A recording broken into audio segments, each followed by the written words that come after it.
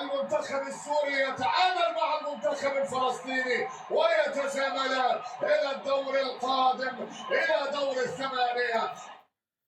المباراة انتهت يا اخواتي بالتعادل السلبي، التعادل المتوقع بين المنتخبين، المنتخب الفلسطيني الشقيق والمنتخب السوري الشقيق، يحدث المفاجأة في المجموعة الأولى ويصعد سويا لدور الثمانية. المنتخب التونسي صحوة متأخرة بالفوز على الشقيق القطري المنظم للبطولة، ولكن فوز تونس جاء دون أي جدوى، حيث تأهل المنتخب الفلسطيني الفدائي كأول للمجموعة والمنتخب السوري كثاني للمجموعة الأولى، وهذا ما خالف كل التوقعات اللي كانت بترشح قطر وتونس.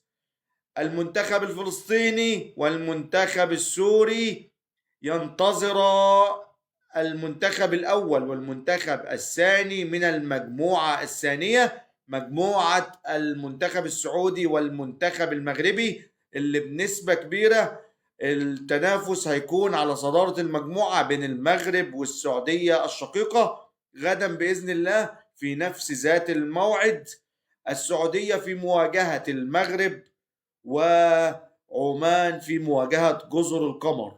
مليون مبروك لكل الأشقاء في فلسطين، مليون مبروك لكل الأشقاء في سوريا، هارد لك للشعب التونسي الشقيق، كان يستحق أفضل من ذلك ولكنها كرة القدم.